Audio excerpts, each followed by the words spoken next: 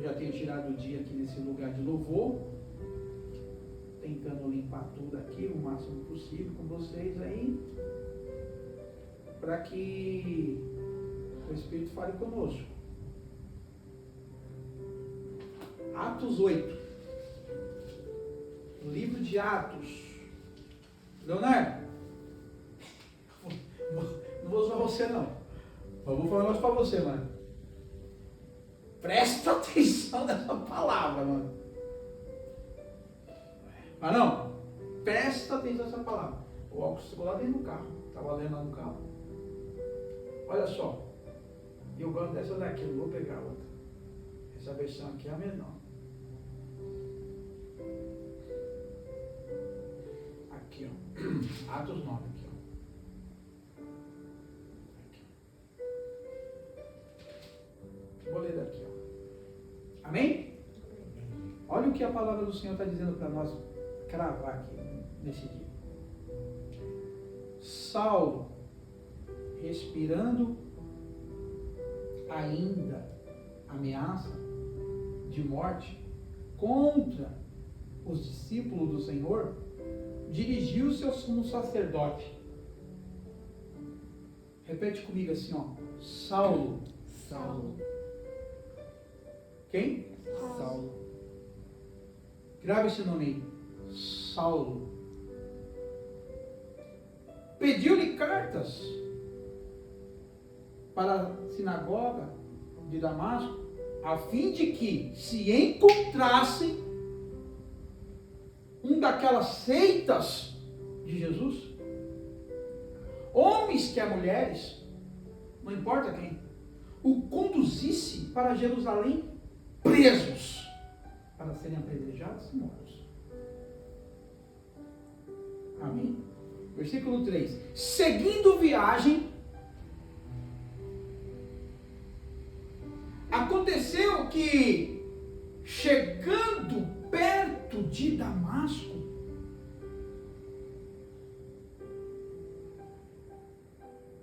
subitamente o cercou um resplendor de luz do céu. E caindo em terra, ouviu uma voz que lhe dizia: Saulo, Saulo, por que me persegues? E ele disse: quem és, Senhor? O Senhor respondeu: eu sou Yeshua, eu sou Jesus, a quem persegues? Duro é para ti recalcitrar contra os aguilhões. Paulo tremendo e atônico. Quem? Paulo. Quem? Paulo. Repete comigo agora. Paulo. Paulo. Mas a história começou como? Saulo. E agora a Bíblia representa como? Paulo. Paulo. Paulo atônico, tremendo, disse: Senhor, que queres que eu te faça? Será que você pode, humildemente, dizer essas frases assim, ó? Senhor, Senhor, o que queres o que queres que eu te faça? que eu te faça? Oh, glória! Aleluia! Olha isso! E o Senhor respondeu: levanta-te, entra na cidade, e lá será dito o que deves fazer. Amém? Glória a Deus! Escuta isso, vou ser rápido. Que passagem? Todos conhecem essa passagem? Saulo e Paulo. Saulo e Paulo. Saulo, rapidamente, Silvio, rapidamente, profeta. Imagina, Leonardo, imagina um doutorado, um curso, uma teologia, uma escola, alguém que passe todas as séries, se forma, faz um pós-graduado, uma MBA. Pensa, alguém que tem conhecimento vasto, grande, imensurável. A Bíblia aponta no maior alto de Saulo, ele era um dos maiores doutores rei da época. Seu professor nada mais, nada menos era Gamaliel, uma das maiores mentes de Israel, que defendia a Torá, o Pentateuco, a lei davídica, a mosaica, que colocavam Isaías, o messiânico profeta, num pedestal onde eles defendiam a lei de uma forma poderosa. Era o Yahvé, era o Yeshua que viria, o Messias que viria. Eles defendiam aquilo como tudo. E eles estudaram. Saulo, um jovem, um homem, já no poderio ali de outros soldados. Ele tinha tanto conhecimento, mas tanto conhecimento, que a Bíblia dispensa falar mais. De tanto que ela fala quanto esse homem tinha conhecimento sobre Deus, sobre a Bíblia, sobre a igreja de Cristo, sobre a igreja de Deus. Saulo tinha doutrinas, ele tinha temor, ele tinha o respeito pelos seus pais, ele tinha toda uma regra de vivência desde a sua juventude, desde a tua infância, Silvia, de estudar Deus. Amém? Amém? Porém, certa feita, ele estava numa praça onde estava um alvoroço, e ele ouviu falar que tinha um jovem, por nome chamado Estevão, pregando a Cristo que ressuscitou.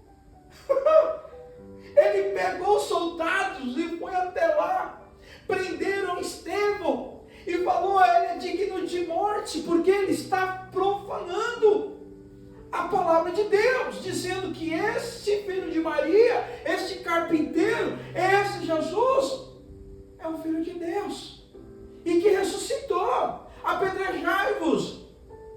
E Saulo tinha uma autoridade, e sabe o que aconteceu, Silvia? Apedrejaram Estevão até a morte. Porém a Bíblia vai dizer assim, Léo, que quando ele estava perto de morrer no canto da parede, cheio de pedrada, a Bíblia vai dizer então que Saulo, ele olha para Estevão, Rafa, e Estevão estava ali olhando, fitando os seus olhos para o céu, e as palavras de Estevão foi assim: Pai, perdoa-lhes, pois eles não sabem o que fazem. Ei, eis que estou vendo a destra de Deus, e Jesus Cristo de Nazaré, e Ele está fitando os olhos para mim, estendendo as mãos. Estevão começou a ter uma visão espiritual, Léo, da eternidade, e ele morreu. A Bíblia vai dizer que esse Saulo que nós lemos, vendo isso, a palavra de Deus no hebraico vai dizer assim: e consentiu Saulo a morte de Estevão. Um consentimento não é um sentimento de pena e dó, talvez aí você possa ter. Consentimento é algo que vai te cicatrizar por dentro, é algo que vai te doer. E ele falou: como que pode esse jovem estar sendo apedrejado a ponto de ser morto? E ele foi morto, e ele dizer para que Deus, a quem eu sirvo, tenho todo conhecimento, intimidade, está pedindo para me perdoar. O que eu fiz? Alguma coisa está errada aí. E esse consentimento de ver aquele jovem pregar Jesus Cristo na praça deixou ele furioso. Deixou ele o quê? Furioso. Ele foi aos principais, Léo, e falou assim: me dá cartas aí, que eu quero matar mais lá na Damasco. Tem uma galerinha lá de Jesus lá, e eu vou matar todo mundo agora, eu vou pedrejar. Tenho direito? Tenho. A Bíblia acabou de ler. Ele pegou as cartas, Saulo montou nos cavalos e foi para Damasco. A Bíblia relatou que nós lemos agora, e ele no caminho de Damasco galopando, ele foi envolto de uma grande luz que veio do céu e o derrubou daquele cavalo. E quando ele caiu daquele cavalo, a Bíblia disse que ele ouviu uma voz dizendo: Saulo, Saulo, por que me persegues? É quem? O Senhor? Poxa vida, ele não estava agora perseguindo os cristãos para matar? E como agora ele reconhece a voz de Jesus? Então eu falo assim, sim, sou eu, Jesus, a quem tu persegue. Léo, duro é para ti recalcitrar contra os aguilhões. Marcos, duro é para ti recalcitrar contra os aguilhões. Silvia, Pianos, Rafa, duro é para nós recalcitrar contra os aguilhões. Duro é para nós lutarmos contra Cristo, contra Deus, contra a vontade dEle, já que o servimos. Então, quando Saulo está ali no chão, cego, a Bíblia fala então que durante 3 dias, cego, sem comer e sem ver nada, ele só foi para o endereço. O que queres que eu faça? Vai até a rua direita, assim chamada, encontrará um jovem homem de lá, que está Ananias, e vai falar o que você deve fazer. E durante esses 3 dias Saulo foi, só que a Bíblia agora fala assim, ó, e Paulo chegou lá. Agora eu vou ministrar.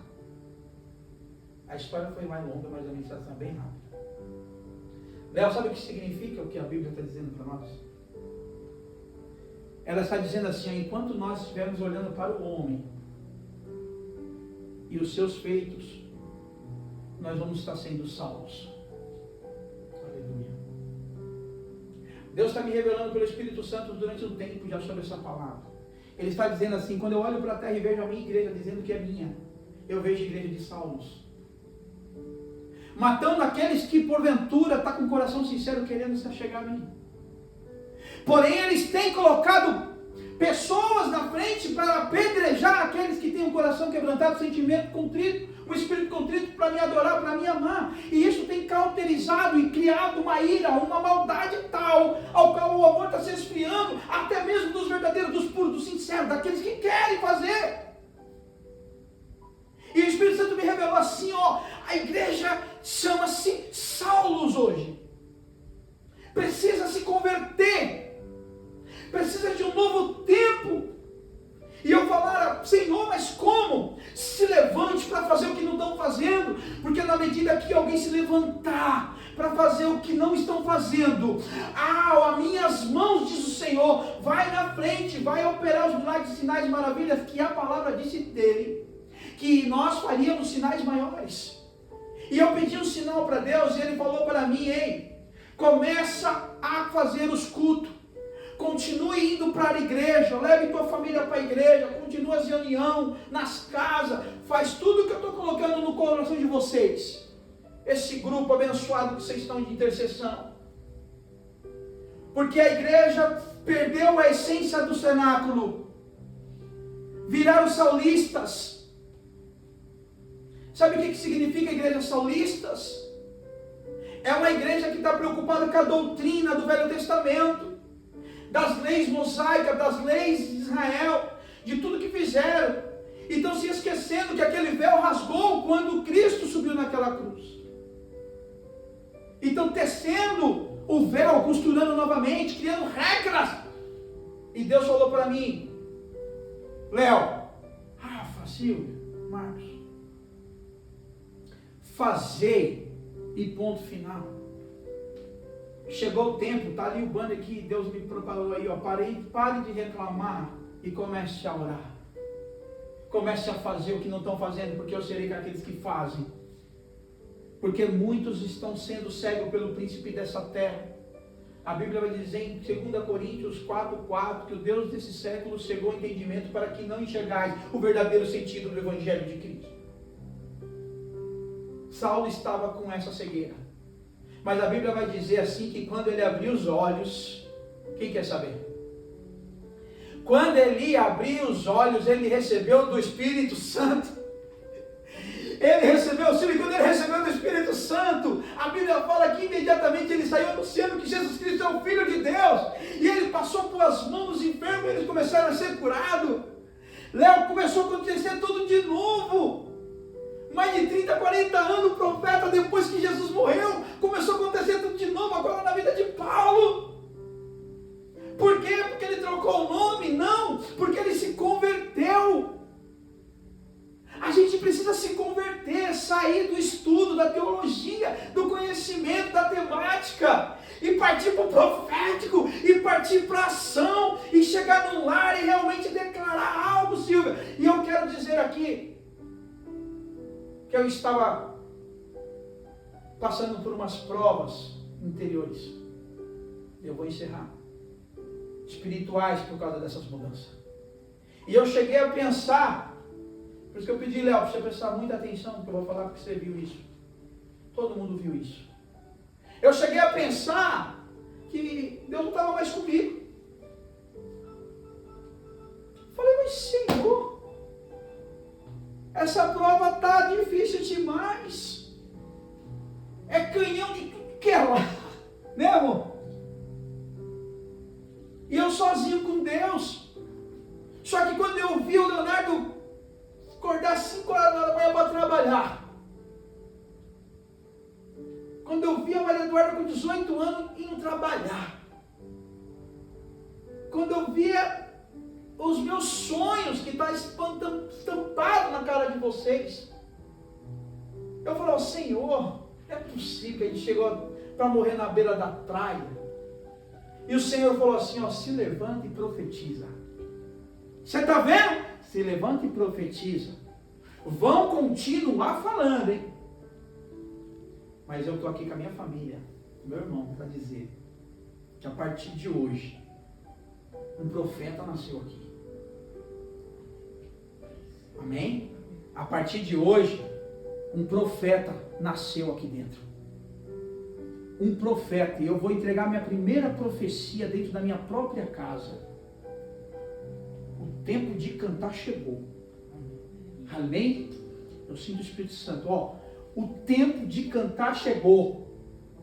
Está entendendo? O tempo de cantar chegou. Sabe o que o Espírito Santo está me dizendo? Que a partir de hoje, por causa dessa reunião aqui, por causa da presença de nós aqui, os corações que estão aqui, o Espírito Santo está me dizendo aqui agora, que Ele está entrando, Senhor, com um bálsamo no teu coração, Léo. Ele está tirando algumas tristezas e frustrações. Rafael, Ele está trazendo algumas alegrias. Ele está atingindo alguns mistérios aqui dentro. Em nome de Jesus Cristo, o Espírito Santo está dizendo assim, acabou o tempo do lamentação, acabou o tempo do vitimismo, do coitadismo, do não tenho, do me empresta. Não, a Bíblia vai nos colocar por cabeça, não porque a gente merece, mas porque nós temos um profeta que está profetizando que as bênçãos do Senhor correrão, nos alcançarão e nós seremos prósperos e abençoados, porque o Senhor já sondou o meu coração e Ele sondando o meu coração, Ele sabe que se colocar 1 milhão na minha conta vai durar um dia, porque Ele sabe o quanto eu vou dividir, Ele sabe para onde a gente vai. O Espírito Santo sondou e falou assim, ei, você não se preocupa com mais nada, nada.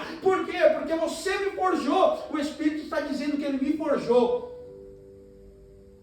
de uma forma onde eu não tenho mais medo, eu não dependo mais de ninguém. Agora a minha dependência é do Espírito Santo dele. Eu nunca tive uma intimidade com o Espírito Santo como eu tive nesses últimos 3, 4 meses.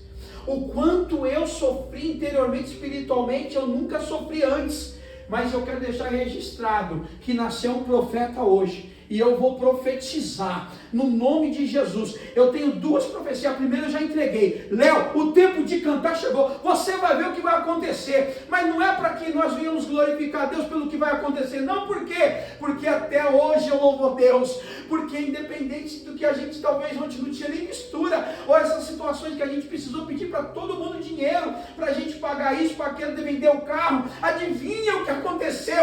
O Espírito Santo me visitou à noite e falou assim, você viu que a tua família está sorrindo, estão juntos, ainda que vocês estão passando por tudo isso. Eu falei, eu estou vendo, então sou eu na presença de vocês, é eu alegrando vocês. Vocês me provaram que a tua alegria é a minha presença, é a minha palavra. Vocês tinham todas as oportunidades de abandonar, de criticar, de brigarem, de fazer um monte de coisa, e vocês permaneceram dando risada, virando noite, comendo o que tem, glorificando a Deus. Você não desistiu, e é por isso que chegou o tempo da bênção, porque toda prova e todo deserto tem um final, e o Espírito Santo manda eu profetizar. Acabou o deserto nessa casa, nessa família. Nós teremos para dar e não tomar emprestado. Nós teremos em abundância. Nós seremos canais de bênção. Nós seremos uma porta aberta para muita gente. E Deus desde já enxergar. Eu creio em nome de Jesus Cristo, como pelos olhos da fé, eu estou conseguindo enxergar. Ele tampando algumas amizades, ele arrancando algumas ideias loucas, ele está colocando agora no nosso coração, nessa casa, nessa família, uma estrutura de temor, de princípio e de dependência dele. Louvado seja o nome do Senhor. Pode desligar.